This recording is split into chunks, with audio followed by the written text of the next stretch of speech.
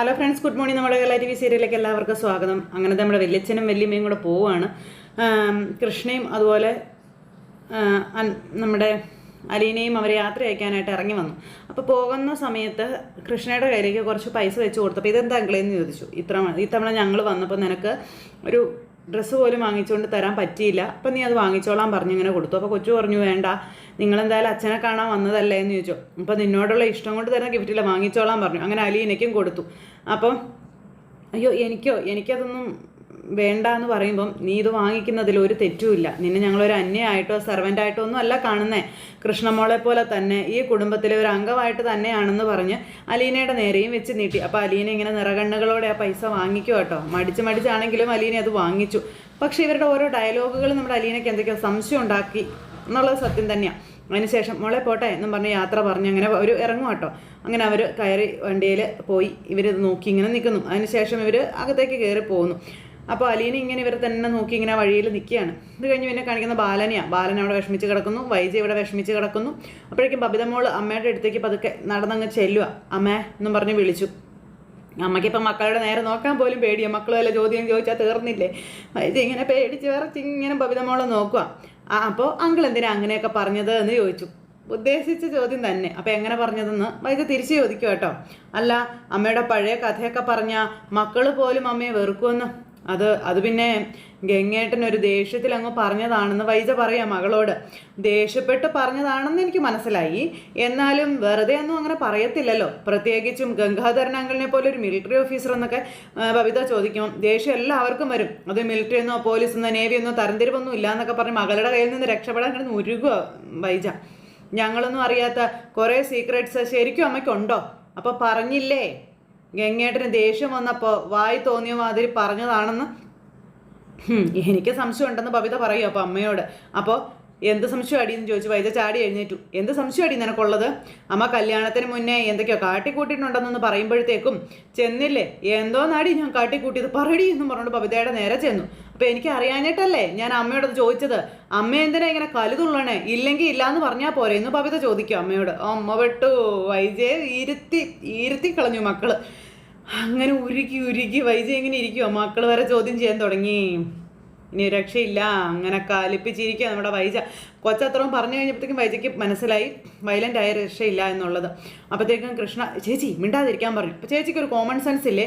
അമ്മ വിഷമിച്ചിരിക്കുമ്പോഴാണോ ഇതൊക്കെ ചോദിക്കുന്നതെന്ന് കൃഷ്ണ ചോദിക്കുമ്പം, അമ്മയ്ക്ക് എപ്പോഴാണ് വിഷമമില്ലാത്ത? എപ്പോഴും ടെൻഷൻ അല്ലേ എന്ന് ബബിത അന്നേരം പറയാം. നേരത്തേക്കും വൈജ മോളെ ഒരു നോട്ടം. വൈജയ്ക്കൊന്നും മിണ്ടാനില്ല. ഇങ്ങനെ നിലത്തേക്ക് നോക്കി അങ്ങനെ ഇരിക്കും കേട്ടോ. എനിക്കിത് ചോദിച്ചില്ലെങ്കിൽ അമ്മയെ പറ്റിയ തെറ്റിദ്ധാരണ വരും എന്ന് ബബിത അമ്മയോട് പറയുന്നു. അപ്പം എന്ത് തെറ്റിദ്ധാരണ? എന്തെല്ലാം വിചാരിക്കാൻ എനിക്ക്? ഏറ്റവും കുറഞ്ഞത് അമ്മ അത്ര കറക്റ്റ് അല്ല എന്ന് എനിക്ക് തെറ്റിദ്ധരിച്ചൂടെ എന്ന് ബബിത ചോദിക്കുക. നേരം വൈജ ഒന്ന് ചിരിച്ചു. ഗംഗേട്ടനെ കൊണ്ട് അത്രയും സാധിച്ചു എന്ന് വൈജ പറയുവാണ്. എല്ലാവരും എൻ്റെ ശത്രുക്കൾ. അമ്മ ശത്രു, ആങ്ങളെ ശത്രു, ഭർത്താവ് ശത്രു, മക്കളും ദൈവ ശത്രു. കൊള്ളാം എന്നും പറഞ്ഞിരിക്കുക. ഇങ്ങനൊരവസ്ഥ ലോകത്തിലെ ഏതെങ്കിലും ഒരു സ്ത്രീക്കുണ്ടോ എന്നൊക്കെ ഇങ്ങനെ വൈജ ചോദിക്കുമ്പം, സത്യം പറയാലോ അമ്മേ, ഞാൻ വിചാരിച്ചുകൊണ്ടിരുന്നതേ അമ്മയുടെ ഭാഗത്ത് ഒരു കുഴപ്പവും ഇല്ലയെന്ന് തന്നെയാണ്. ഗംഗാധരനങ്ങളും കൂടെ പറഞ്ഞപ്പോൾ എനിക്ക് സംശയം തോന്നുന്നുണ്ടെന്ന് പറയുമ്പം, നീ സംശയിച്ചോടി, എനിക്ക് ആരുടെയും ക്ലീൻ ഷീറ്റിൻ്റെ ആവശ്യമൊന്നും ഇല്ലടി. നിന്റെ സ്വഭാവ സർട്ടിഫിക്കറ്റിന് വേണ്ടിയിട്ടല്ല വൈജ എന്ത് ജീവിക്കുന്നത്. അപ്പോൾ എല്ലാവരെയും വെറുപ്പിച്ചിട്ട് ജീവിക്കാൻ പറ്റുമോ അമ്മേ എന്ന് ബബിത അന്നേരം അമ്മയോട് ചോദിച്ചു. നീ എന്നെ പഠിപ്പിക്കാനൊന്നും വരണ്ട കേട്ടോ എന്ന് അമ്മ മോളോട് അന്നേരം പറയാം. മോളാണെങ്കിലോ വിട്ടു കൊടുക്കുന്നുമില്ല. ഗംഗേട്ടൻ വല്ലതും പറഞ്ഞിട്ടുണ്ടെങ്കിൽ അത് ഗംഗേട്ടനോട് പോയി ചോദിക്കണം, എൻ്റെ അടുത്തല്ല അതും ചോദിച്ചുകൊണ്ട് വരേണ്ടതെന്നും പറഞ്ഞ് പുള്ളിക്കാരി തുള്ളിച്ചാടി അകത്തേക്ക് കയറിപ്പോയി. ചേച്ചി എന്തിനീ ആവശ്യമില്ലാത്ത കാര്യങ്ങളൊക്കെ ഇടപെടുന്നത്? നമ്മുടെ ജോലി എന്താ? പഠിക്കുക എന്നുള്ളതല്ലേ. തൽക്കാലം അതങ്ങ് ചെയ്താൽ മതിയെന്ന് കൃഷ്ണ പറയുമ്പോൾ, ഒരു ഉപദേശക വന്നേക്കുന്നെന്ന് പറഞ്ഞു ബബിത അകത്തേക്ക് കയറിപ്പോയി. കൃഷ്ണ ഇങ്ങനെ അവിടെ സങ്കടപ്പെട്ട് നിൽക്കുക. അത് കഴിഞ്ഞ് മുറിയിൽ ചെന്ന് അമ്മയുടെ അരികിൽ നിൽക്കുക വൈജ. അപ്പോൾ ഗംഗാധരൻ എന്തേടി എന്ന് ചോദിച്ചപ്പോൾ അവർ പോയെന്ന് പറഞ്ഞു. എപ്പോഴാ പോയേ ചോദിക്കുമ്പോൾ, കുറേ നേരമായി പോയിട്ടെന്ന് പറഞ്ഞു. അവിടെ എന്തോന്നായിരുന്നടി ഒരു ബഹളമൊക്കെ. അപ്പോഴേക്കും മോള് ചെന്നിട്ട്, ഗംഗേട്ടൻ എന്നെ അടിച്ചോ എന്ന് പറഞ്ഞു. അടിച്ചോ? ഗംഗനോ? നിന്നെയോ? അവനെ കൊണ്ട് അടുപ്പിക്കണമെങ്കിൽ നീ എന്തോന്നടി ചെയ്തത് എന്ന് അമ്മ മോളോട് ചോദിക്കുമ്പം, ഞാൻ അലീനയുടെ ചെകിട്ടത്ത് നോക്കി ഒരെണ്ണം പൊട്ടിച്ചു. അത് ഗംഗേട്ടന് ഇഷ്ടപ്പെട്ടില്ലെന്ന് പറയുമ്പോഴത്തേക്കും, നിനക്ക് ഭ്രാന്താണോടി എന്ന് അമ്മ ചോദിക്കുമ്പം, എല്ലാവരും കൂടെ ചേർന്ന് എന്നെ ഭ്രാന്ത് പിടിപ്പിച്ചു. നീ എന്തിനാടി അലീനയെ തല്ലിയേ? ബാലചന്ദ്രൻ കോളിംഗ് ബെൽ അടിച്ചപ്പോൾ ഞാൻ കയറി ചെന്നതേ ബാലചന്ദ്രന് ഇഷ്ടപ്പെട്ടില്ല. എന്നോട് ഇറങ്ങിപ്പോകാൻ പറഞ്ഞു. നീ അത് കേട്ടോണ്ട് തിരിച്ചു പോന്നാ പോരായിരുന്നു എന്ന് അമ്മ ചോദിക്കുമ്പം അതിനെ വേറൊരു വൈജയന്തി ജനിക്കണം. കൊടുത്തു ഞാൻ ബാലചന്ദ്രന്റെ മുന്നിൽ വെച്ച് അവളുടെ കാരണക്കുറ്റി നോക്കി ഒരെണ്ണം. കുറെ കാലമായിട്ട് ഞാൻ വിചാരിക്കുന്നതാ അവൾക്കൊരടിയുടെ കുറവുണ്ടെന്ന്. എടി നിന്നോട് ഞാനും മാലതിയും ഗംഗാധരനും ഒക്കെ എന്താടി പറഞ്ഞിരുന്നത്? ബാലചന്ദ്രന് ഇഷ്ടമില്ലെങ്കിൽ അങ്ങോട്ട് പോകണ്ടെന്നല്ലേ?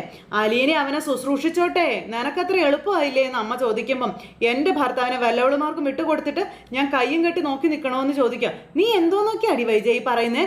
നിനക്ക് സംശയമാണോടി? അതോ കുശുമ്പാണോടി എന്ന് അമ്മ ചോദിക്കുമ്പോൾ ഭാര്യയെ കാണുക പോലും വേണ്ട, വേലക്കാരി മാത്രം ശുശ്രൂഷിച്ചാൽ മതിയെന്ന് പറഞ്ഞാൽ ഒരു ഭാര്യയ്ക്കും അത് സഹിക്കാൻ പറ്റത്തില്ല എന്ന് പറയുമ്പം നീ എതിർത്തത് കൊണ്ട് എന്തെങ്കിലും ഗുണമുണ്ടോടി? എന്നെ അങ്ങനെ ഒന്നും തോൽപ്പിക്കാൻ നോക്കട്ടെ ആരും എന്ന് പറഞ്ഞ് തുള്ളുമ്പോൾ ബാലചന്ദ്രൻ്റെ ദേഷ്യം ഒന്നുകൂടെ കൂടിയില്ലേടി? കൂടട്ടെ, ആർക്കാ പാട്? എന്താടി ഒരു പാടുമില്ലേ? നീ ആണല്ലോ ഇപ്പം കാല് പോയ നായെ പോലെ കിടന്ന് ഓടുന്നത്. ബാലചന്ദ്രൻ ഒരിടത്ത് സ്വസ്ഥമായി കിടപ്പല്ലേ എന്ന് ചോദിക്കുമ്പം സ്വസ്ഥമായിട്ട് കിടത്താൻ ഞാൻ നാളെ അല്ലെങ്കിൽ മറ്റന്നാൾ ഞാനിവിടെ പുതിയൊരു ഹോം നേഴ്സിന് ശമ്പളം കൊടുത്ത് വെക്കും എന്ന് വൈജ പറയുക. അപ്പോഴത്തേക്കും അമ്മയ്ക്കും ആകെ ഇതായി.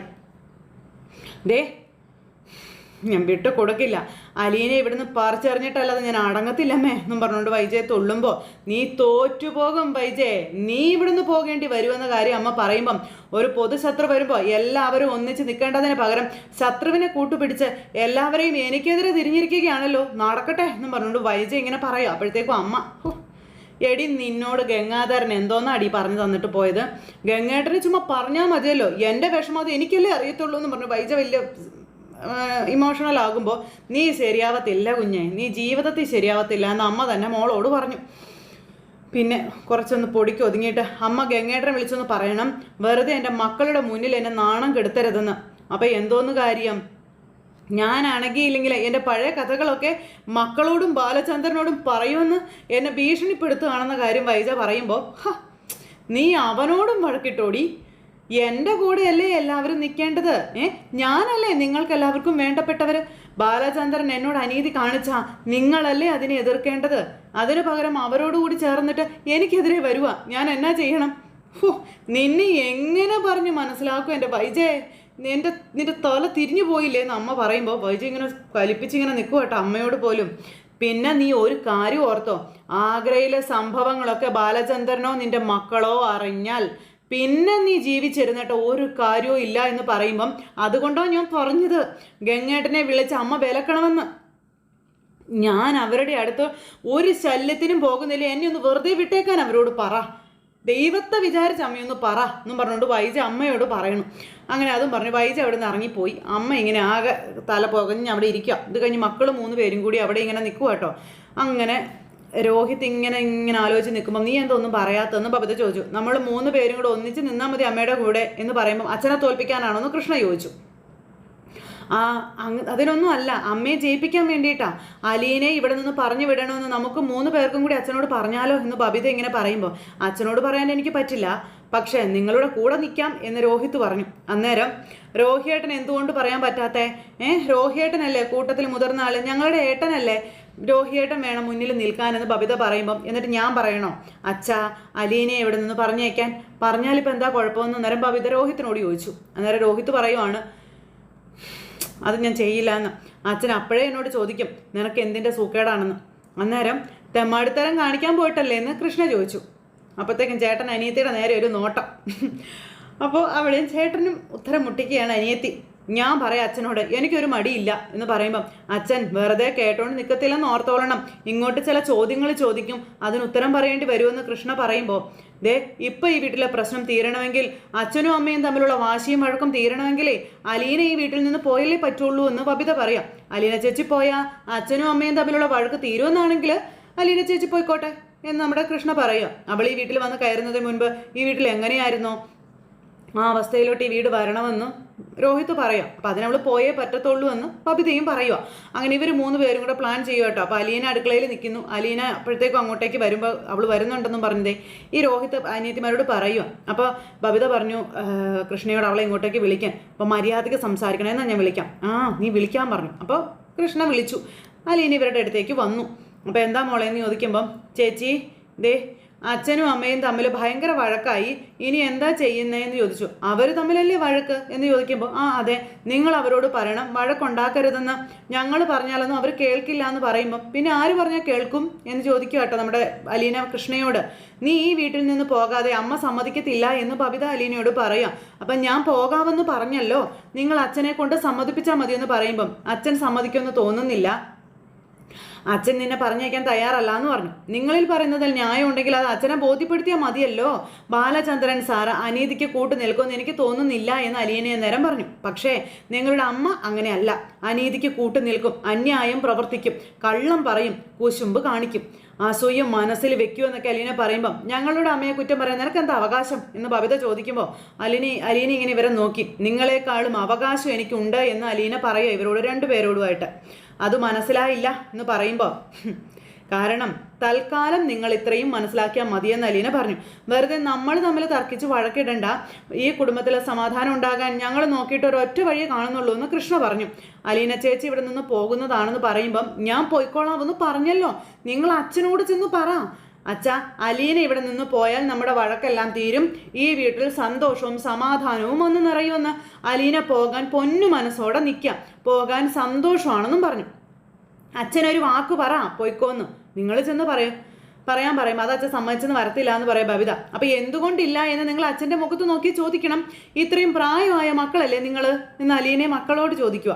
അപ്പം ഇവർ അങ്ങോട്ടും ഇങ്ങോട്ടും ഇങ്ങനെ നോക്കുക കേട്ടോ. അപ്പോഴത്തേക്കും അച്ഛൻ പോയിക്കോ എന്ന് പറയുന്നത് കേൾക്കാൻ നിൽക്കുന്ന എന്തിനാ, പോകുന്നതാണ് ഇഷ്ടമെങ്കിൽ പെട്ടിയും കിടക്കെടുത്ത് ഇറങ്ങി പോയാൽ പോരെ എന്ന് രോഹിത് വന്ന് ചോദിച്ചു നമ്മുടെ അലീനയോട്.